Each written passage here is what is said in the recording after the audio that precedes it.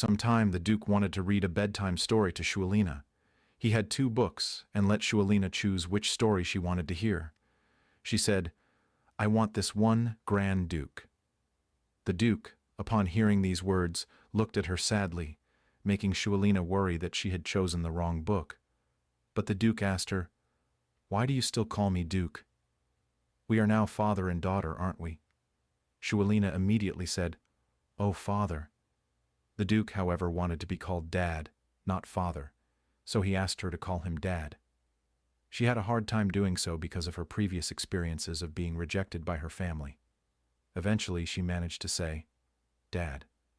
The Duke, pleased, replied, "That's right, my daughter. Now, let's lie down." The Duke began reading the bedtime story. Shualina noticed how clumsily the Duke changed his voice while reading, and thought to herself that he was the dad she had always dreamed of. In the story, the Duke read about a puppy, and he asked Shualina if she had ever seen a puppy. But, as he looked at her, he realized she had fallen asleep. "Sweet dreams, Shushu," he whispered, and left the room. In her dream, Shualina played with vines and flowers until a voice told her to wake up. When she did, she saw an assassin. She thought that if the assassin had intended to kill her, they would have already thrown the knife they were holding. Along with the knives, she noticed a bag, so she guessed that the Empress had tried to kidnap her. Shualina screamed for help. Back at the royal palace, Shualina's biological brother woke up because he sensed Shualina's spiritual powers. He hoped that Shualina wasn't in danger and quickly went to tell his father. But before he could say anything, his father shushed him and reminded him that even though it was night, there were many eyes in the royal castle. The father then put up a magical barrier and said, "Now you can speak." Shualina's brother said, that child is alive." His father confirmed his words, saying that he too had felt her powers. He explained that he had sensed the aura of her spiritual powers coming from the Grand Duchy. The brother asked if Shualina could be there, and the father replied, "I can't say for sure."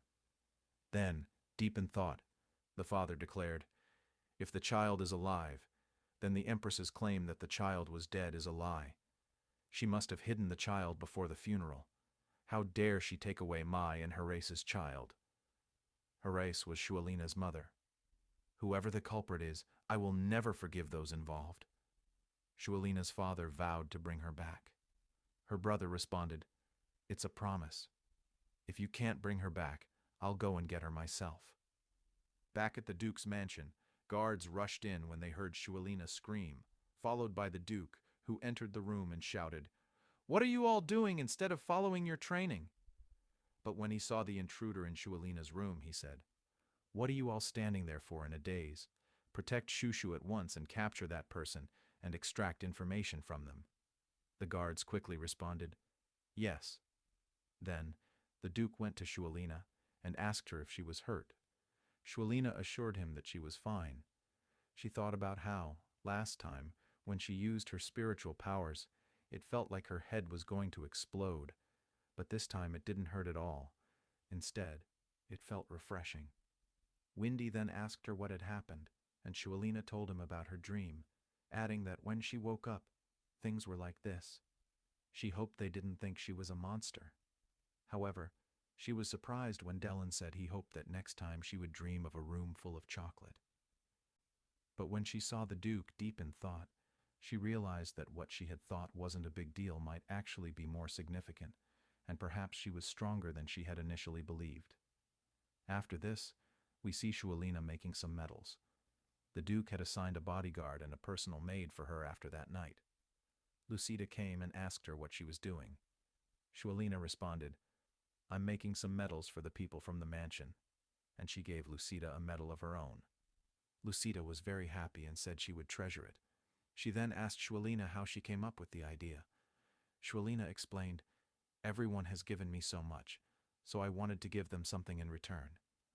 Lucida asked if she needed help, but Shualina replied that she had finished and asked her to keep it a secret from the Duke. Lucida agreed.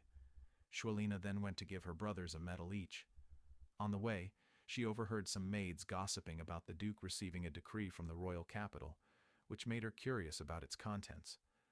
When she arrived at the training ground where Windy and Dellen were, Dellen asked, "What's with the ugly medal around the bodyguard's neck?" The bodyguard replied, "It's a medal made by Shushu for the most kind knight." Upon hearing that Shualina made it, Dellen felt bad. Shualina then said, "I see my brothers don't need one. Let's leave." Windy quickly responded, "I never said that. Just give me one and not him." Shualina asked Windy if he liked his medal, and he said yes. She gave him a medal, and then Dellen apologized for calling it ugly, so she gave him one as well. Afterward, she went to see the Duke. When she entered, she noticed that the Duke wasn't in a good mood and guessed it was because he hadn't received a medal, so she quickly went to give him his medal. The Duke asked, "Why am I the last one?" To which a butler replied, "The last one is always the most important." At first, the Duke didn't accept it, but after Shualina begged him, he took it. She then sat in his lap and put it on him herself, making the Duke very happy. Then, the Duke told her that he had something to tell her. "There's been a decree issued from the royal capital. They've sensed the waves of spiritual power that signify royal lineage." Shualina thought, "Why are they looking for me now? Why do they want to destroy my life now? Why does he care about me now?" The Duke, noticing Shualina's nervous expression, asked her, "Do you regret that we adopted you?" "It's not strange to miss your blood family." Shualina responded, "No, no, I never thought that. I'm not missing them. I'm angry. I've just found happiness, and now they suddenly want to find me. It makes me so angry. My family is only you and my brothers. Promise me that even if His Majesty himself comes looking for me, you won't send me away." The Duke replied, "As long as you don't want to go yourself, I won't send you away." Shualina said, "Yes, it's a promise." Then the Duke added, "Actually, I have one more thing to tell you. Now that you are a noble lady, you need to be educated. I'm currently looking for a tutor, but of course, if you dislike it." Before he could finish, Shualina interrupted, "Of course not." She thought to herself that she would study diligently to become a smart noble lady, fitting for the Grand Duke's family. The Duke proudly said, "My daughter is a model student who loves studying. I'll need to find the most renowned teacher in the capital." At the royal palace, the Empress was reading a request for a teacher from the Velov family. She thought it would be difficult to take Shualina back because she was now protected by the Velov family. The Empress, who became royalty through marriage, couldn't sense spiritual powers. Her plan had been to extract Shualina's spiritual powers to prevent her from awakening them and then send her to various orphanages, making it impossible for anyone to find her. But now that her father had learned about the Her, it had ruined her plans. If the Emperor hadn't issued the decree, the Empress might not have known that Shualina had awakened. She thought maybe this was a blessing in disguise, as the decree had given the location where Shualina could be found. The Empress decided she had to act before the Emperor could find her. She vowed to make the Duke regret adopting Shualina. A few days later, the teacher from the Royal Academy arrived. Her name was Lima Bain. When Shualina greeted her with a big smile, lifting her dress, the teacher criticized her, saying that smiling with visible teeth was vulgar and showed a lack of etiquette. She implied that a subtle smile was more appropriate for a noble lady, hinting that Shualina's background as an orphan had left her with bad habits that had yet to be refined. Shualina noticed pity in the teacher's eyes, but something about them felt off. When Shualina pronounced something a bit incorrectly, the teacher harshly corrected her, saying, "I heard you were smart, but I'm disappointed compared to what I expected." This made Shualina feel confused.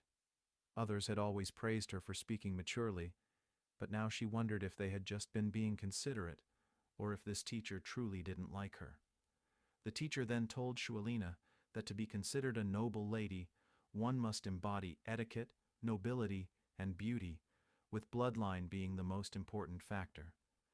Shualina was shocked and rejected the idea that her bloodline could be a flaw, emphasizing her royal heritage. Her brother Windy had always reassured her that her status or background didn't matter. Angry, Shualina stood up and said, Wherever I am and whatever I do, I am Shualina. She continued, Teacher, I am still a noble lady, the only Grand Duchess of the Velot family. You didn't even greet me properly when you came in, and you have continuously ignored me. The teacher, with a sarcastic tone, replied, Ignoring you, my lady? I was only trying to motivate you. But Shualina quickly interrupted, No, teacher. You keep bringing up my past, which has nothing to do with the class. The teacher then tried to defend herself, saying, My lady, I understand you are ashamed of your past as a common orphan, but your past is like your roots. Shualina, still furious, retorted, I have never been ashamed of my past. Do you think commoners should be ashamed? The teacher responded, No, that's not what I meant. But Shualina cut her off, saying, I just wish you'd treat me properly. After that, the teacher formally introduced herself. However, her tone remained harsh, urging Shualina to follow Princess Azella's example, who excelled in etiquette, rhetoric, and culture. She criticized Shualina for not having learned enough by her age, but promised to transform her into a flawless noble lady. Though Shualina was furious at the teacher's words, she decided she would take revenge later. During dinner, Shualina started crying, and everyone rushed to her side, asking what had happened and who had made her cry. Through her tears, Shualina said, The teacher said that if things go on like this, I'll be an embarrassing child for the Grand Duke's family. Am I an embarrassing daughter? When the Duke heard that, he immediately ordered Lucida to bring the teacher to his office. Lucida brought the teacher to the Duke's office, and the Duke confronted her, accusing her of verbally abusing his 6-year-old daughter and making her feel ashamed. The teacher denied speaking harshly and questioned why the child felt ashamed. The Duke explained that Shualina had come home asking if she should be ashamed of her past, and demanded to know what had been taught during the lesson. The teacher replied, While getting to know the young lady, her past naturally came up, and she seemed a bit embarrassed. The Duke sternly said, My daughter has no need to be ashamed of her past. The teacher then added, The young lady simply felt inadequate, and recognizing one's shortcomings is essential for growth. Hearing this, Shualina questioned herself for a moment, wondering if she had misunderstood, or if the teacher was simply twisting words. The teacher continued, Your Grace, children naturally express their feelings. In education, objective evaluation is crucial. To be blunt, the young lady cannot be compared to her peers in the capital.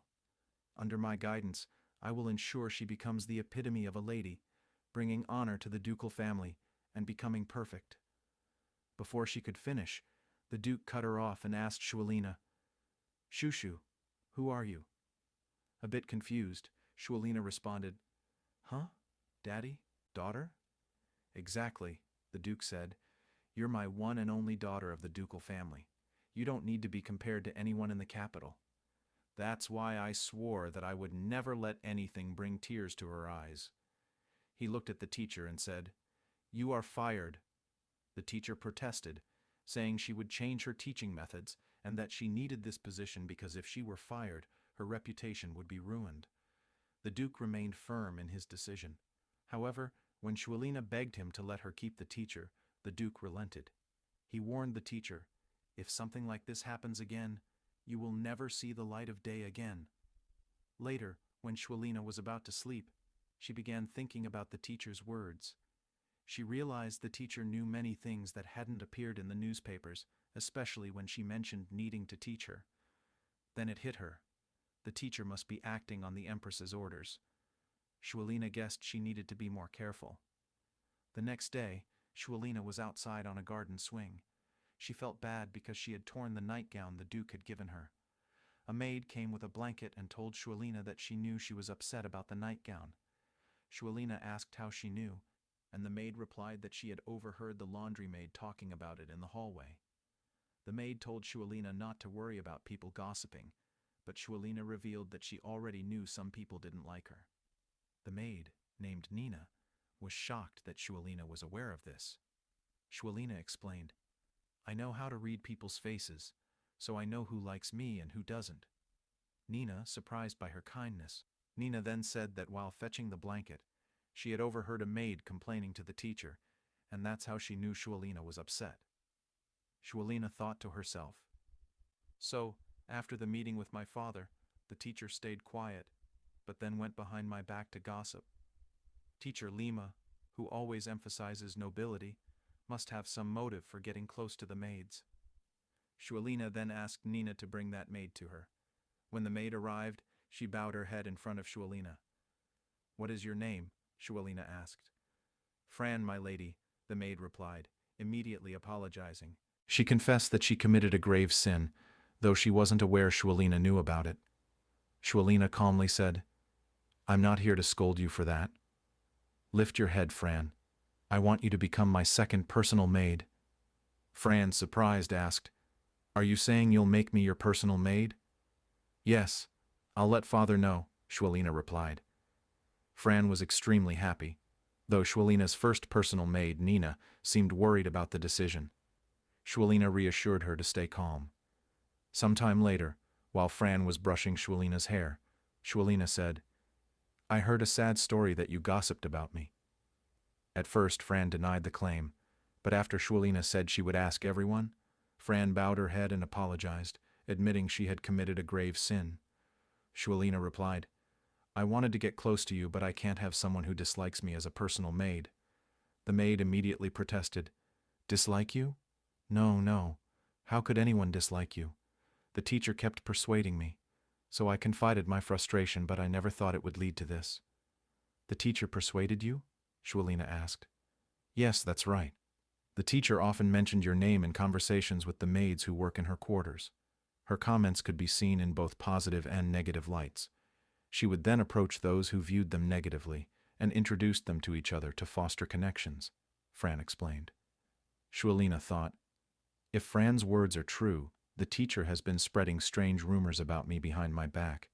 I need to find out why she's doing this." Shualina instructed Fran to follow her orders carefully, and Fran agreed, promising to do everything she could. Later that night, as the Duke read Shualina a bedtime story about a pig and some grass, a butler came in to report something important. The Duke asked him to return in an hour, but the butler insisted it was urgent. Shualina grabbed the Duke's hand and said, "Daddy, it seems like there's a problem. You should go." The Duke, patting her hand, apologized and said, "I'll be back soon." After the Duke left, Shualina rolled around in bed, unable to sleep. She asked herself, "What should I do? Should I eavesdrop on their conversation?" She decided to do just that. The conversation between the Duke and the butler was about the arrival of Viscount Baldwin and Baron Elga, who had come seeking the Vaillant family's help with an outbreak of disease. The Duke asked the butler if they knew what the disease was, but he replied that they didn't know yet. The Duke then asked where he had taken the visitors, and the butler said he had guided them to the first reception room for now, and that Windy was currently with them. The Duke turned to leave, but saw Shualina, who was standing nearby. Apologizing, the Duke said, "We can't finish the book tonight. I need to go." He picked her up and carried her to bed.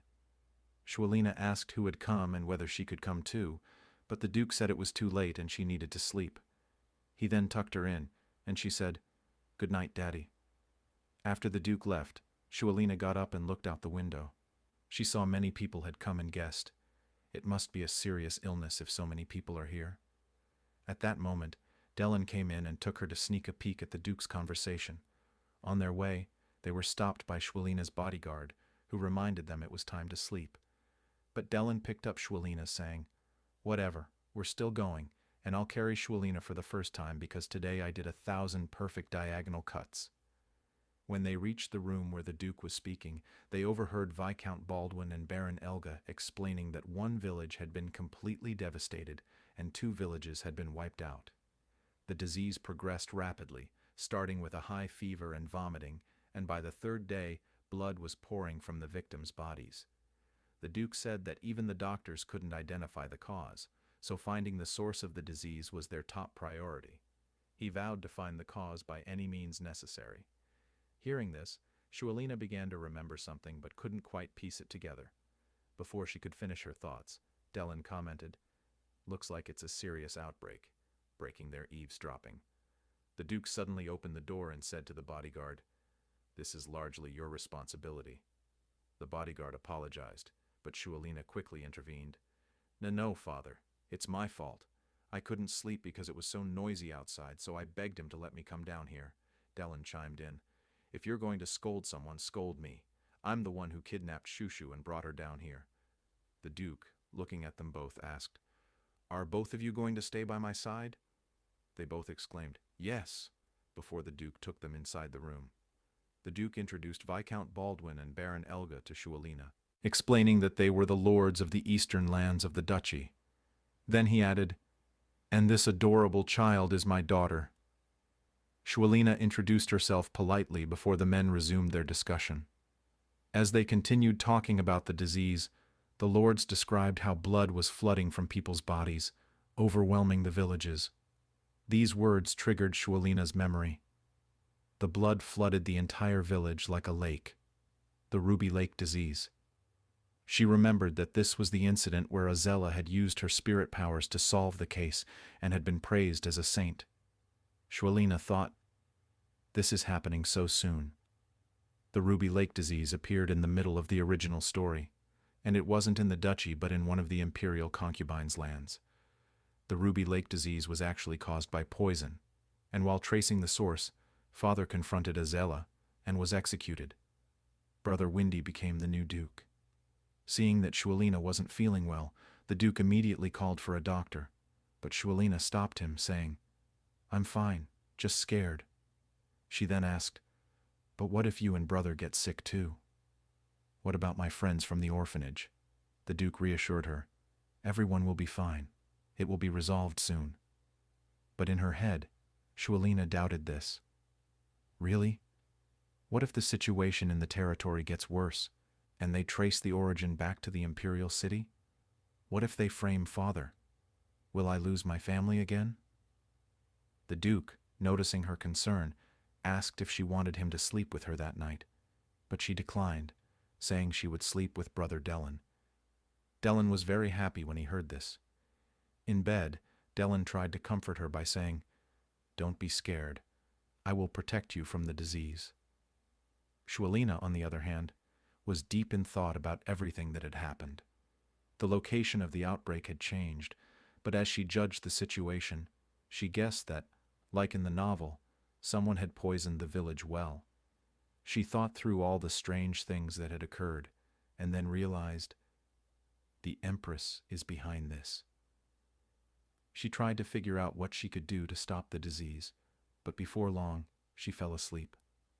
The next day, things became clearer when Fran came with the poison that had been used by the teacher. Fran was now very scared. Fran told Shualina that the teacher's plan had been to hide the bottle in Shualina's room to have her thrown out. Fran confessed that the teacher had threatened her with the gossip, but she didn't know that Shualina had forgiven her for that. Shualina realized that if the poison responsible for the disease in the duchy were found in her room, she would likely face exile at best and execution at worst. But because of her spiritual powers, they wouldn't let her die just yet. Given her young age and her barely recognized title of Duchess, exile seemed more likely. If the Empress were to take me away afterward, she thought, I would end up being dragged back to the Marquisate, albeit through a different route than in the original story. However, now that she was part of the Duke's family, it would be much harder for the Empress to take her away. Later, Nina came in and noticed the bottle Shualina was holding. Is that perfume? Nina asked. Shualina replied, I don't know. The teacher asked Fran to hide it in my room. I think I should go ask her myself. Nina offered to go in her place, but Shualina insisted. Some time later, Shualina knocked on the teacher's door, and the teacher let her in. I came here because I have something to ask, Shualina said, grabbing the teacher's hand. The teacher, uncomfortable, pulled away, saying, I'm sorry, but I don't like having my hand grabbed. Shualina asked about the bottle of poison. The teacher responded, I'm not sure, but why are you asking me about it? Shualina pressed her. You don't know? I thought you would certainly know, teacher. This poison, it smells exactly like the fragrance you wear. At that moment, Fran entered the room. The teacher, furious, snapped at her. You couldn't even manage to hide it in a child's room? Pathetic. The teacher placed her hand on Shualina, holding her still. Angrily, she asked, "How did you know it was poison?" Shualina asked, "Was it the Empress who ordered you?" The teacher then ordered Fran to take the bottle from Shualina and hold her down. Shualina noticed a bag nearby that was the perfect size for her and suddenly exclaimed, "You were planning to kidnap me from the start, weren't you? You really are a bad person." With an evil smile, the teacher replied, "A bad person? The bad one is you. You're the one who dared to poison the Grand Duke's territory, kill many people, and then tried to run away." The teacher continued, "Shualina, you're a murderer who fled on your own, and you, Fran, are my accomplice. What should you do now to escape?" Fran, panicking, asked, "What should I do?"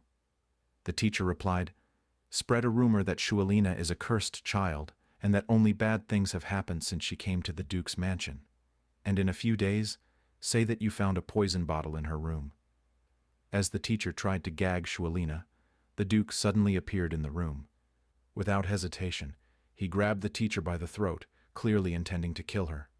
Shualina quickly intervened, shouting, "She's the one who poisoned the people.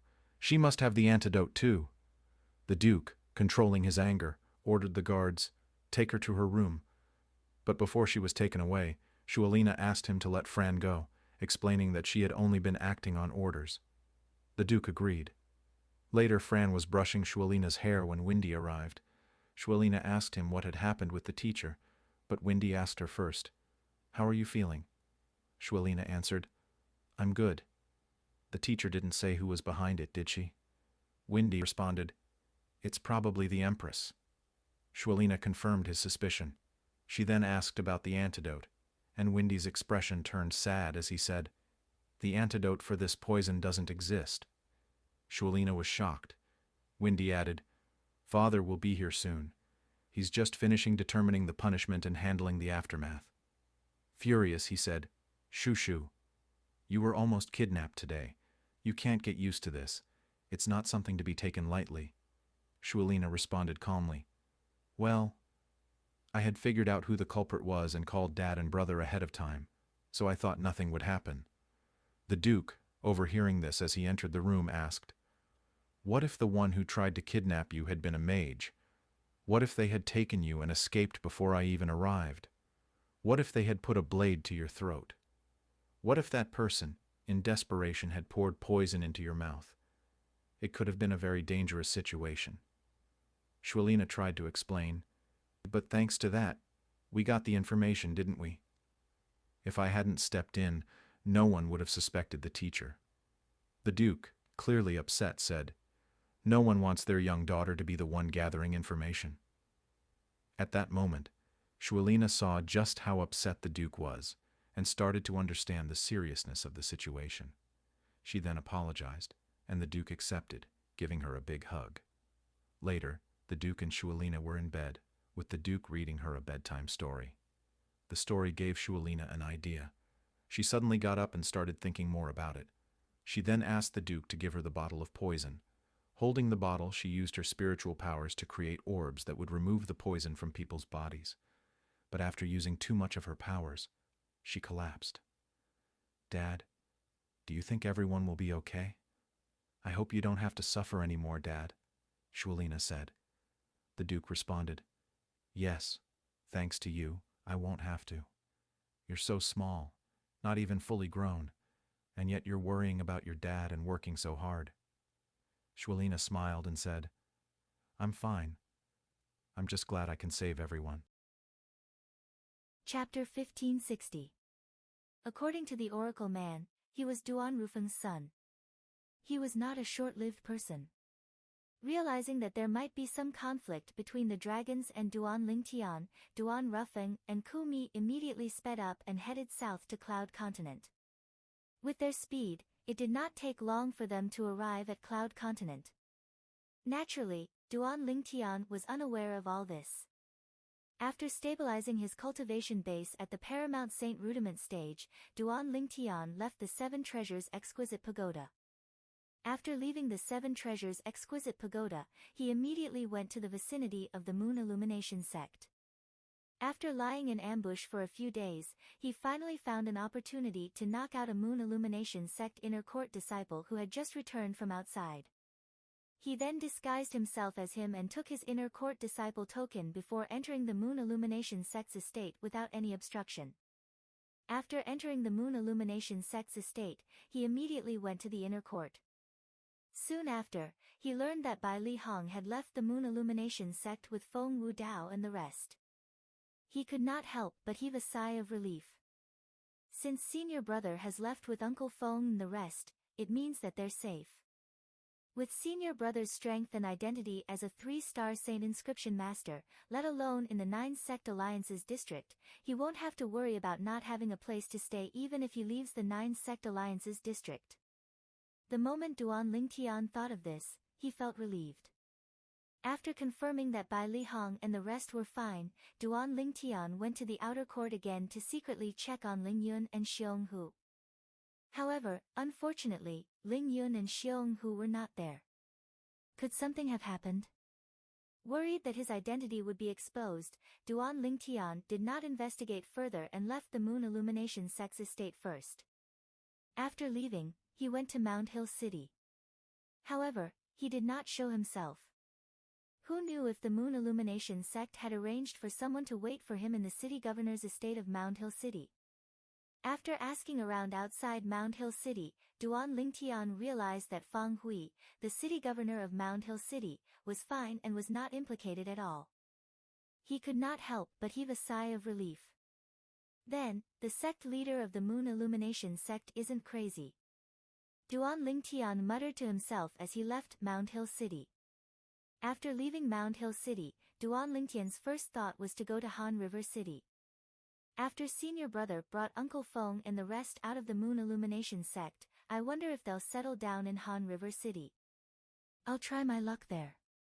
Maybe we can find some useful information in Han River City. Having made his decision, Duan Lingtian headed towards Han River City. As the number 1 city within the 9 Sect Alliance's territory, Han River City was naturally the first to receive news. Duan Lingtian had been to Han River City before, so he was familiar with the place this time.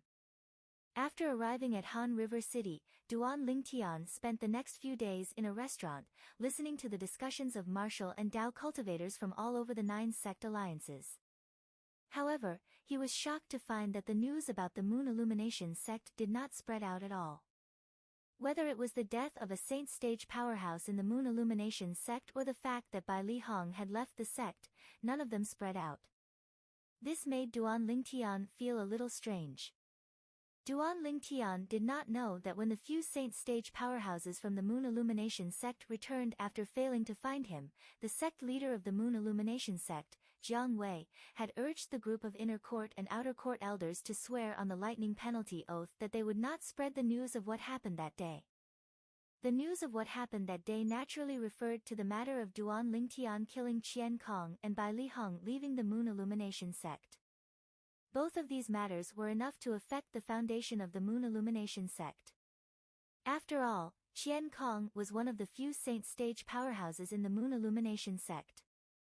Bai Li Hong was the only 3-star Saint Inscription Master in the Moon Illumination sect. If outsiders learned that Qian Kong was dead and Bai Li Hong had left the Moon Illumination sect, it would undoubtedly be a heavy blow to the Moon Illumination sect. After staying in Mount Hill City for a few days, Duan Lingtian did not manage to find out any useful information. For a moment, he was at a loss. Now, where should he go? To him, even the 9 Sect Alliance's district was not a safe place. For this reason, he did not plan to stay in the 9 Sect Alliance's district for long. The situation in the Dao Martial Saint Land was similar to the Cloud Continent. The closer one was to the central area, the more powerful martial and Dao cultivators there would be. The forces there were as many as the hairs on a cow. There was no lack of 6th-rate forces or forces that were above 6th rate. I'll head north first and head to the capital of Windfall Nation. Soon, Duan Lingtian made up his mind. When he was still in the Moon Illumination sect, Duan Lingtian had learned about the forces around the 9 Sect Alliances. He knew that the vast land in the north of the 9 Sect Alliance's district belonged to a 6th-rate saint nation called Windfall Nation. In the Dao Martial Saint Land, apart from sects and clans, there were also saint nations among the sixth-rate forces. Of course, these so-called saint nations were also clans in the beginning. However, they were not willing to stay in one place, so they ruled the vast land around them and established their own nation. More than half of the 9 great sects in the 9 sect alliances district came from the vast land that was occupied by Windfall Nation. Because they would rather be the head of a chicken than the tail of a phoenix, they came to this remote and barren land in the current 9 sect alliances district and continued to build their own sect's base, continuing to live their carefree and ungoverned days.